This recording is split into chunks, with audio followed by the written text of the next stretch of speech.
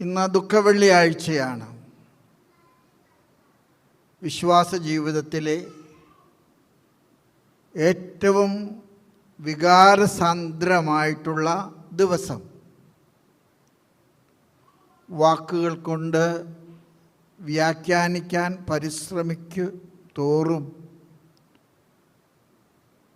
കുരിശ് നമുക്ക് നൽകുന്ന വികാരസാന്ദ്രമായിട്ടുള്ള രക്ഷാകര ചരിത്രത്തിൻ്റെ കാതൽ നഷ്ടപ്പെടുന്ന ഒരനുഭവം നേരിടുന്ന ഒരു ദിവസമാണ് ഇന്ന് ദുഃഖവെള്ളിയാഴ്ച.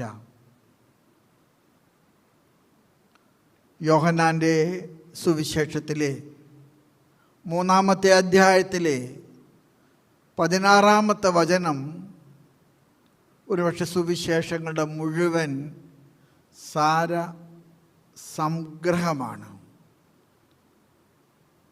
വിശുദ്ധ ഗ്രന്ഥത്തിൻ്റെ ഒരുപക്ഷെ താക്കോൽ വചനം അതുതന്നെയാണെന്ന് നമുക്ക് പറയാൻ സാധിക്കും. തൻ്റെ ഏകജാതനെ നമ്മുടെ രക്ഷയ്ക്കായി ബലിയാക്കി നൽകുവാൻ തക്കവിധം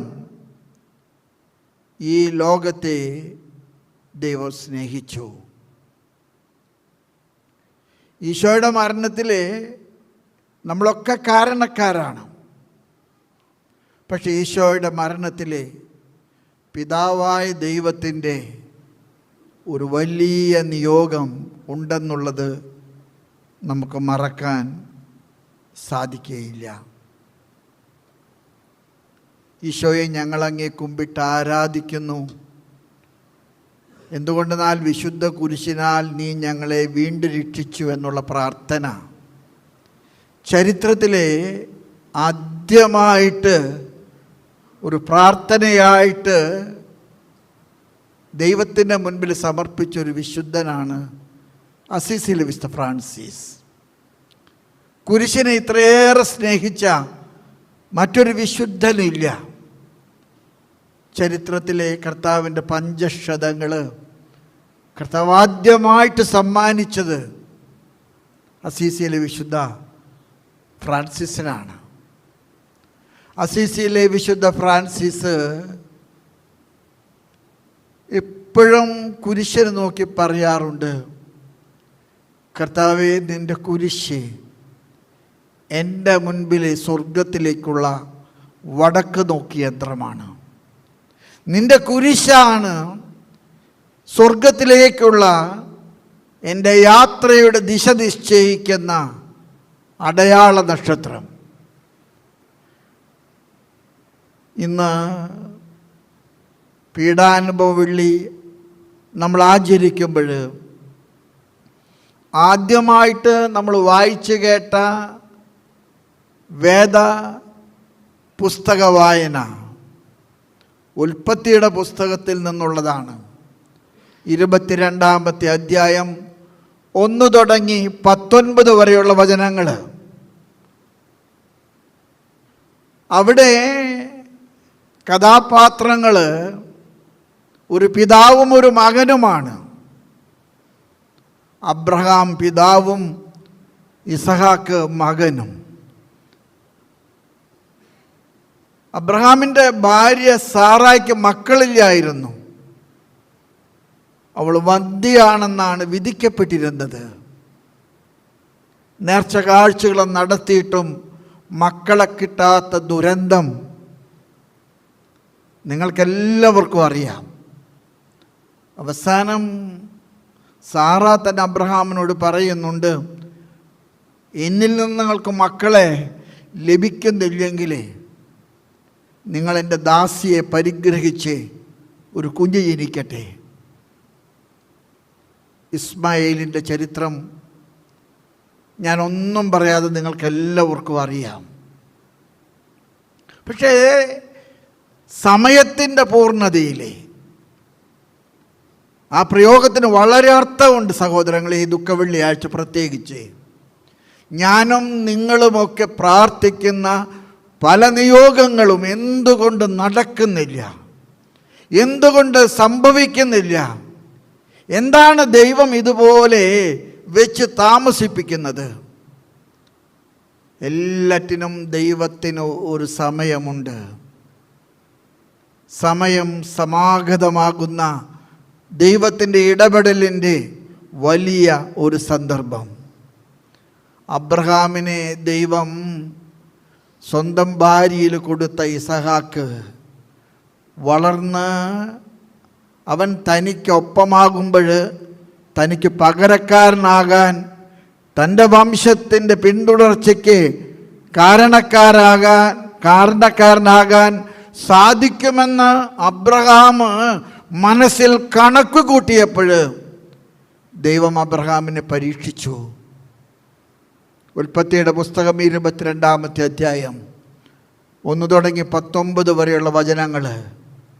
അബ്രഹാം, അബ്രഹാം, നീ എന്നെ സ്നേഹിക്കുന്നുവെന്ന് എനിക്കുറപ്പുണ്ട്. നീ എൻ്റേത് മാത്രമാണെന്ന് നീ എന്നോട് വാക്ക് പറഞ്ഞിട്ടുണ്ട്. ഞാൻ നിന്നിൽ നിന്ന് ഒന്ന് ചോദിക്കട്ടെ, നീ മോറിയ മലയിലെ ഇസഹാക്കിനെ എനിക്ക് ബലിയായി നൽകണം. ചരിത്രത്തിലെ ദൈവം നടത്തിയ വിശ്വാസ ജീവിതത്തിലെ ഒരു വലിയ വെല്ലുവിളിയുടെ മുഹൂർത്തമാണത്.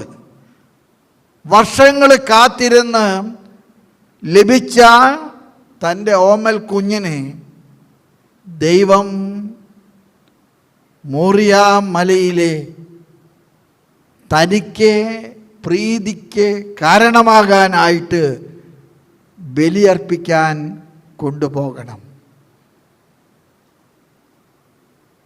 ഇസഹാക്കുമായിട്ട് മോറിയ മലയിലേക്ക് അബ്രഹാം യാത്ര ചെയ്യുന്ന രംഗം എത്രയോ പ്രാവശ്യം നമ്മൾ വായിച്ച് ധ്യാനിച്ചിട്ടുള്ളതാണ്. പക്ഷെ എൻ്റെ മനസ്സിൽ എന്നും മർമ്മഭേദകമായിട്ടുള്ള ഒരു ചോദ്യം ആ മകൻ അപ്പനോട് ചോദിക്കുന്നുണ്ട്. അപ്പാ, നമ്മൾ ബലിയർപ്പിക്കാനല്ലേ പോകുന്നത്? അപ്പൻ കത്തിയെടുത്തത് ഞാൻ കണ്ടു. ബലിക്കുള്ള വിറകുകൾ അപ്പൻ ശേഖരിച്ചിട്ടുണ്ട്. പക്ഷെ അപ്പൻ മറന്നുപോയോ ബലിമൃഗത്തെ എടുക്കാൻ? അബ്രഹാം ഇസഹാക്കിനെ മാറോട് ചേർത്ത് പിടിച്ചിട്ട് പറഞ്ഞു, തക്ക സമയത്ത് ദൈവം ബലിമൃഗത്തെ തരും. ഒരുപക്ഷെ ഇന്ന് ദുഃഖവെള്ളിയാഴ്ച നമ്മൾ ആഘോഷിക്കുമ്പോൾ അബ്രഹാം ഇസഹാക്കിനോട് പറഞ്ഞ വാക്കുകൾ പിതാവായ ദൈവം നിറവേറ്റിയതിൻ്റെ ഓർമ്മയുടെ ആഘോഷമാണ്. തൻ്റെ ഏകജാതനെ നൽകുവാൻ തക്കവിധം ദൈവം ഈ ലോകത്തെ സ്നേഹിച്ചതിൻ്റെ ഓർമ്മകൾ നമ്മൾ ഇന്ന് തിരുനാളായിട്ട് ആഘോഷിക്കുകയാണ്. അബ്രഹാം പറഞ്ഞ വാക്കുകളിൽ ഒരു ദുഃഖവെള്ളിയുണ്ട്, വലിയൊരു ദുഃഖവെള്ളിയുണ്ട്. ആ ദുഃഖവെള്ളി ഒരു പ്രതീകാത്മകമായിട്ടുള്ള പ്രവചനമായിരുന്നു. ആ പ്രവചനത്തിൻ്റെ ദുഃഖവെള്ളി പിതാവായ ദൈവം തൻ്റെ പുത്രനിലൂടെ നിറവേറ്റിയതിൻ്റെ ഓർമ്മയാണ് ഇന്ന് ഞാനും നിങ്ങളും കൊണ്ടാടുന്ന ഈ ദുഃഖവെള്ളിയാഴ്ച. അബ്രഹാം ഇസഹാക്കിനെ ബലിയർപ്പിച്ചപ്പോൾ അബ്രഹാം അതിന് കാണിച്ച വലിയ ചങ്കൂറ്റം, ആ ചങ്കൂറ്റം ഒരുപക്ഷെ വിശ്വാസ ജീവിതത്തിൻ്റെ വലിയ ചങ്കൂറ്റമാണ്. എനിക്ക് നിങ്ങളോടൊക്കെ പറയാൻ ആഗ്രഹമുണ്ട്. ഞാനും നിങ്ങളുമൊക്കെ വിശ്വാസം എന്നതുകൊണ്ട് ആഗ്രഹിക്കുന്നത് തേനും പാലും ഒഴുകുന്ന കാനാൻ പ്രദേശമാണ്.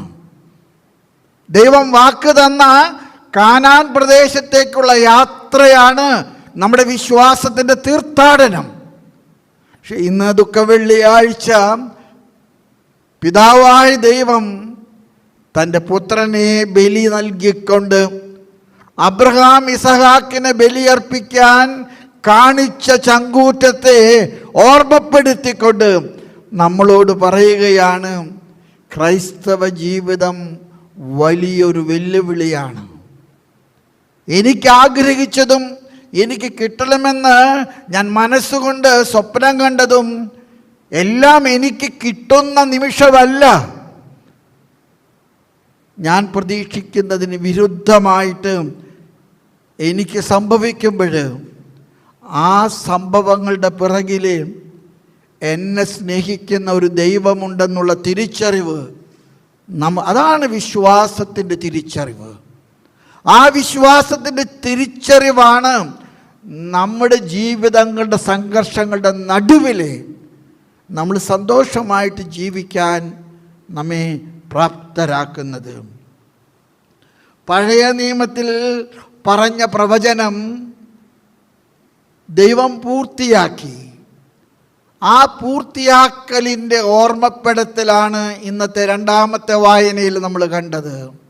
യെശയ്യാ പ്രവാചകൻ്റെ പുസ്തകത്തിൽ നിന്ന് 53-ാമത്തെ അധ്യായം 1 തുടങ്ങി 12 വരെയുള്ള വചനങ്ങൾ വരാനിരിക്കുന്ന രക്ഷകൻ്റെ അടയാളങ്ങൾ പ്രവാചകൻ നമ്മെ ഓർമ്മപ്പെടുത്തുകയാണ്. അതിപ്രകാരമായിട്ട് നിങ്ങൾ വായിച്ചു കേട്ടു. അവൻ മനുഷ്യരാൽ നിന്ദിക്കപ്പെട്ടു, സർവരാലും ഉപേക്ഷിക്കപ്പെട്ടു. അവൻ എല്ലാവരുടെയും ദുഃഖങ്ങൾ ചുമന്നു. അവൻ ചുമന്നത് അവൻ്റെ കുറ്റങ്ങളല്ല, മറ്റുള്ളവരുടെ വീഴ്ചകളും അപരാധങ്ങളുമാണ്.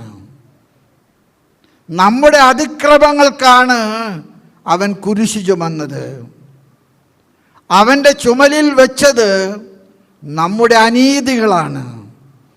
നമ്മുടെ തിന്മകൾ അവൻ കാൽവരിയിലേക്ക് വഹിച്ചു, മലയിലേക്ക് വഹിച്ചു. അവൻ നമുക്ക് പരിഹാരത്തിൻ്റെ ബലിയാണ്. യെശയ്യായുടെ മനോഹരമായിട്ടുള്ള ഈ പ്രവചന വാക്കുകൾ ദുഃഖവെള്ളിയാഴ്ച 2026 വർഷങ്ങൾക്ക് മുൻപ് പൂർത്തിയാക്കപ്പെട്ടു.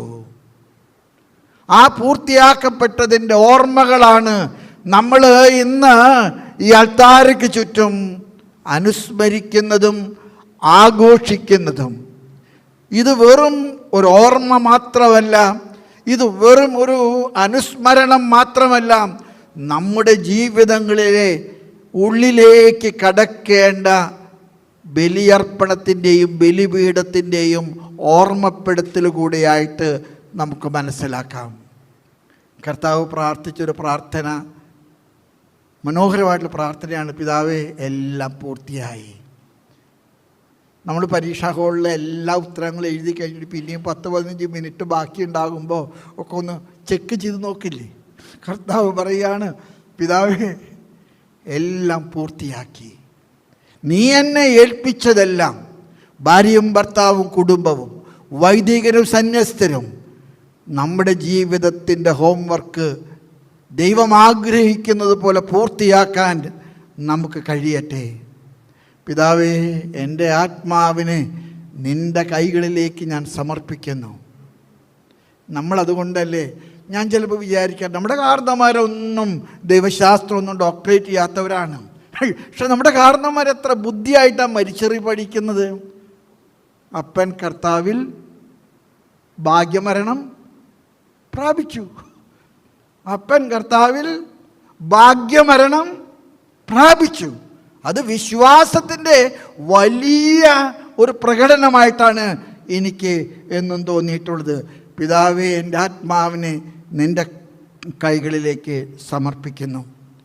ഇന്ന് നമ്മൾ കുരിശ് ചുംബിക്കാനായിട്ട് വരികയാണ്. ഈ തിരുക്കർമ്മങ്ങളുടെ ഒടുവിൽ, ഇതിൻ്റെ മൂർധന്യത്തിൽ നമുക്കെല്ലാവർക്കും ആഗ്രഹമുള്ളൊരു കാര്യമാണ് കർത്താവിൻ്റെ കുരിശ് ചുംബിക്കാൻ. ഞാൻ നിങ്ങളോട് പറയട്ടെ, കർത്താവിന് 3 പേര് ചുംബിച്ചതായിട്ട് വിശുദ്ധ ഗ്രന്ഥത്തിലുണ്ട്. കർത്താവിൻ്റെ പൊന്നമ്മ കർത്താവിനെ മാറോട് ചേർത്ത് പിടിച്ച് ചക്കര മുത്തം കൊടുത്തിട്ടുള്ള സന്ദർഭങ്ങൾ.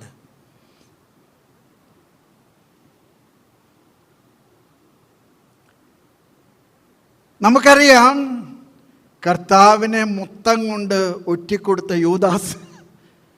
രണ്ടാമത്തെ മുത്തം അതാണ്. പക്ഷേ ബൈബിളിൽ ഒരിക്കലും ആരും മറക്കാത്തൊരു മുത്തമുണ്ട്. അത് ഈ ലോകത്തിലെ ഏറ്റവും വലിയ പാപിനിയായ സ്ത്രീ മഗ്ദലന മറിയം കർത്താവിൻ്റെ കാൽപാദങ്ങൾ കെട്ടിപ്പിടിച്ച് കൊടുത്ത മുത്തമാണ്. ഈ 3 മുത്തങ്ങൾ നമ്മുടെ മുമ്പിലുണ്ടാകട്ടെ. യൂദാസ് നൽകിയ മുത്തം, മഗ്ദലന മറിയം കൊടുത്ത മുത്തം. ഈ കുരിശ് ചുംബിക്കുമ്പോൾ കർത്താവിനോട് നമുക്ക് പറയാൻ കഴിയട്ടെ, കർത്താവേ, ആഗ്രഹിച്ചതൊന്നും തരാൻ കഴിഞ്ഞിട്ടില്ല, പക്ഷെ ഇത് യൂദാസിൻ്റെ മുത്തമല്ല, നിൻ്റെ അമ്മയുടെ മുത്തം പോലെ യോഗ്യതയുള്ള മുത്തമല്ല, ഇത് മഗ്ദലന മറിയത്തിൻ്റെ മുത്തം പോലെ നീ കൈക്കൊള്ളണേ എന്ന് പ്രാർത്ഥിക്കാം. ദൈവം നിങ്ങളെല്ലാവരെയും ഈ ദുഃഖവെള്ളിയാഴ്ചയിൽ നിന്ന് ഉയർപ്പിലേക്ക് വഴി നടത്താൻ പ്രാർത്ഥിക്കുന്നു. നിങ്ങളുടെ കുടുംബങ്ങൾക്കെല്ലാ നന്മകളും ദൈവാനുഗ്രഹങ്ങളും പ്രാർത്ഥിച്ചുകൊണ്ട് പരിശുദ്ധ അമ്മയുടെ കരങ്ങളിലൂടെ ഈശോയിലേക്ക് നിങ്ങളെ ഏൽപ്പിച്ചുകൊണ്ട് പിതാവിൻ്റെയും പുത്രൻ്റെയും പരിശുദ്ധാത്മാവിൻ്റെയും നാമത്തിൽ ആമേൻ.